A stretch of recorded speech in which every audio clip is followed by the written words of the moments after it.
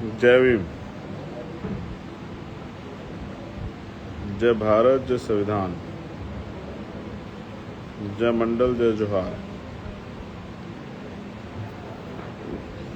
जितने लोग मुझे देख रहे हैं बस कृपया एक बार बताएं,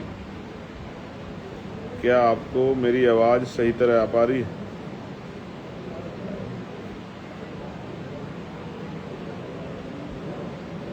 तो आप में से कोई अगर बता देगा कि क्या मेरी आवाज़ आपको प्रॉपर आ रही है, तो फिर मेरे लिए आसान है आप लोगों से बात करना।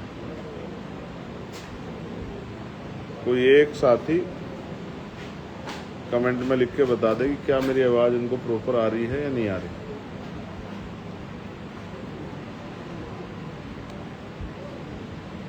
धन्यवाद प्यारे साथियों। आज हम लोग नगीना लोकसभा के गांव रामसावाली में हैं और दिन में आपने देखा कि एक आंदोलन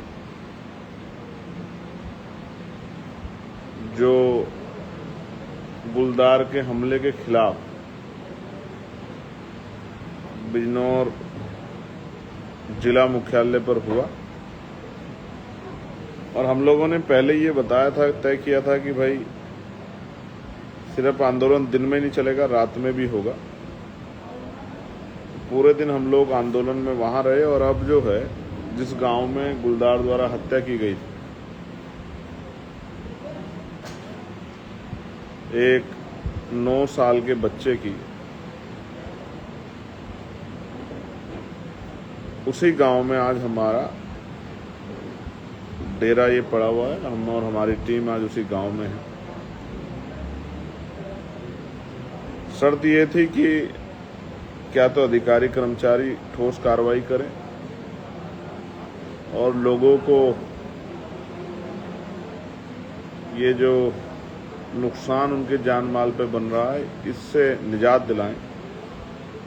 अदरवाइज हम लोगों की जान भी उतनी ही कीमती है जितनी आम लोगों की। तो हम लोग अपना रिस्क लेके उसी गांव में, जहां गुलदार का हमला लगातार जारी है और जहां लगातार गुलदार को देखा जा रहा है, हम लोग उसी क्षेत्र में जो है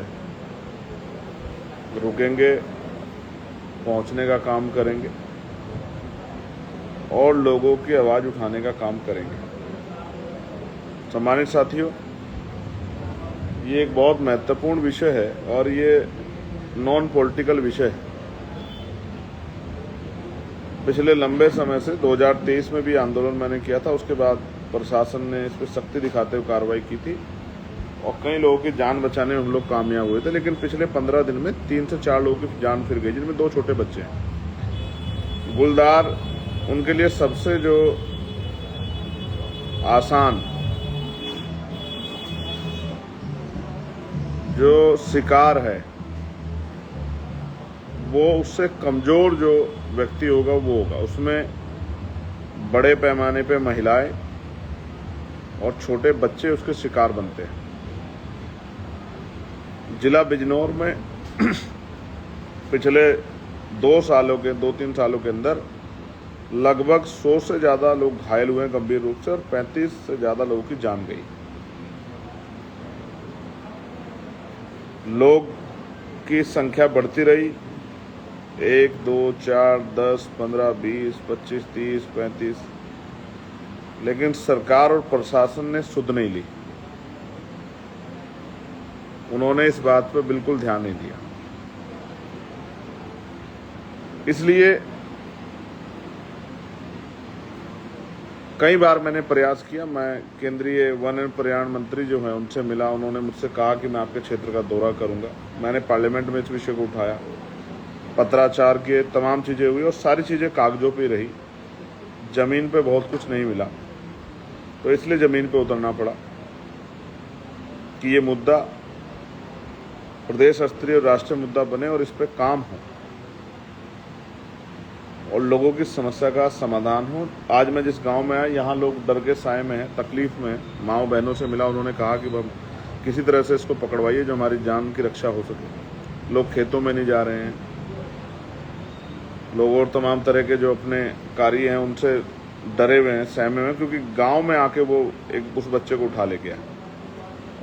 ये आदमखोर जानवर इंसानों से कीमती नहीं हो सकता, इसलिए इस आदमखोर जानवर को रोकना और लोगों की जीवन रक्षा करना बहुत जरूरी है। आप देश में, दुनिया में जहां हैं, मुझे लगा कि सोशल मीडिया के माध्यम से मैं आप तक अपनी बात को पहुंचा सकता हूं, और आप भी इस चर्चा को की गंभीरता को समझते हुए इसको आगे बढ़ा के इन तमाम लोगों के जीवन में पे जो खतरा बना हुआ उस खतरे को रोक सकते हैं। आप ये देखिए उत्तर प्रदेश की क्या स्थिति है। कहीं पर गुलदार है तो कहीं पर भेड़ियों का आतंक है, और कहीं कहीं पर चोरों का, कच्चे बनियान वालों का, सरिये वालों का आतंक है। लोग परेशान हैं, अपने आप गांव में पहरा दे रहे हैं, रोज बड़ी बड़ी घटनाएं घट रही हैं, और सरकार कहती है कानून व्यवस्था बहुत अच्छी है। हम जानवरों से रक्षा नहीं कर पा रहे, अपराधियों से रक्षा नहीं कर पा रहे, लोगों की जीवन रक्षा नहीं कर पा रहे, और सरकार कहते हैं कानून व्यवस्था बहुत अच्छी है। एक और प्रोस्पेक्टिव ये है कि एक तरफ खेती किसानी या गन्ना बड़े पैमाने पे है, चावल खेती, गेहूं खेती होती है, उनमें आसानी से गुलदार छिप जाता है। आप इस तरह समझिए, यहाँ इसी जिले में 9 से 10 मिलें हैं, तो गन्ने का एक बहुत बड़ा काम है। अब लोग डर की वजह से खेतों में नहीं जा पा रहे, भय कर रहे हैं, और ऊपर से गंगा का तलहटी क्षेत्र है, तो गंगा ने भी बहुत हजारों बीघे जमीन यहाँ काट दी, जिससे किसानों को और बड़ा नुकसान हुआ है। छोटी छोटी नदियां हैं, खोए हैं, उनसे भी जान माल का नुकसान हुआ है, फसलें कटी हैं, तो ना कोई मुआवजा है, और जो फसल कटी है वो गुलदारों के डर में खराब हो रही है। बहुत सारे ऐसे लोग हैं, जो परिवार हैं, जो पशु पालते हैं, दूध बेचते हैं, वो खेतों में नहीं जा पा रहे हैं, बच्चे स्कूल नहीं जा पा रहे हैं, बेटियां स्कूल नहीं जा पा रही, और निकम्मी सरकार चैन से पड़ के सो रही है।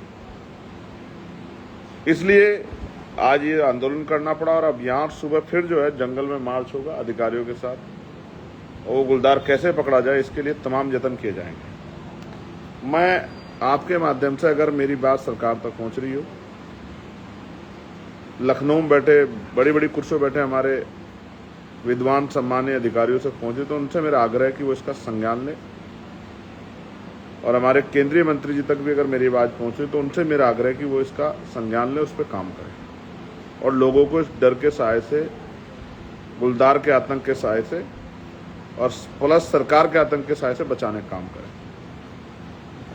लोग जीवित रहेंगे तभी तो आगे बढ़ पाएंगे। आज जो सिचुएशन है, लोगों में भय है, और ये सरकार का सबसे कमजोर अंग है। अगर कोई किसी सरकार में, अगर लोगों के अंदर भय है, तो ये सबसे बड़ी कमजोरी है उस सरकार की। ऐसी सरकार को भी अपने बारे में सोचना चाहिए कि सिर्फ कागजों पे ही बातें करने से काम नहीं चलेगा, जमीन पे भी कुछ करके दिखाना पड़ेगा। आप पे ताकत होते आप नहीं कर पा रहे हैं, लोगों को मरने के लिए छोड़ दिया है, मगर हम लोग ऐसा नहीं कर सकते हैं। हम लोग इन गरीब किसान मजदूरों की लड़ाई लड़ेंगे, अपनी माताओं बहनों की जीवन रक्षा करेंगे। इसलिए आज हम लोग मैदान में, और आज पूरी रात हम लोग गांव में रहेंगे, यहीं पहरेदारी करेंगे, यहीं आए जाएंगे, यहीं घूमेंगे, यहीं पता करेंगे क्या क्या चल रहा है, और कोशिश करेंगे लोगों की जीवन रक्षा। और कल सुबह फिर से दिन निकलते फिर से यही काम शुरू होगा। ये संघर्ष तब तक जारी रहेगा जब तक गुलदार पकड़ा नहीं था, और मैं जब तक यहाँ रहूंगा, किसी न किसी गांव में रहूंगा, अपने कमरे पर अति आवश्यक ना हो तो नहीं लौटूंगा, क्योंकि यहाँ की जनता ने मुझे वोट देके लोकसभा में भेजने काम किया। उन्होंने अपना काम किया, अब यहाँ का सांसद अपना काम करेगा, इन लोगों की आवाज बनने काम करेगा। और वैसे भी बिजनौर भ्रष्टाचार की भेंट चढ़ रहा है। अभी तटबंधों के लिए आए पैसे 65 करोड़ रुपए का घपला इसी सरकार के लोगों ने किया, जिसका भी हिसाब जो है सरकार को करना पड़ेगा। आपने मुझे सुना, मैं आपका आभार प्रकट करता हूं, और मैं चाहता हूं आपके माध्यम से ये बात सरकारों तक जाए, बड़े नेताओं तक, सरकार के नेताओं तक, अधिकारियों तक जाए, कि वो लोगों के जीवन की वैल्यू समझे। अमीर कोई मरता है तो कानून बनते हैं, गरीब कोई मरता है तो मजाक उड़ती है। ये बंद होना चाहिए देश में। गरीब का जीवन भी उतना ही मायने रखता है, उनकी माँ को भी उतना ही दर्द हुआ होगा जब उन्होंने उन बच्चों को पाला होगा, जब 9 महीने पेट में रखा होगा। वो भी अपने बच्चे से, चाहे वो अमीर हो या गरीब, हर माँ अपने बच्चे से प्यार करते हैं। उनके दर्द को और पिता के दर्द को समझना हमारी जिम्मेदारी है। हम अपने गरीब बच्चों से, किसान मजदूरों के बच्चों से खिलवाड़ बर्दाश्त नहीं करेंगे, किसानों का, मजदूरों का शोषण बर्दाश्त नहीं करेंगे। इसलिए हमारा आंदोलन जारी रहेगा। जय भीम, जय भारत, जय संविधान, जय मंडल, जय जोहार, जय जवान, जय किसान। आप सभी के लिए मंगल कामनाएं। मैं आपका भाई चंद्रशेखर आजाद।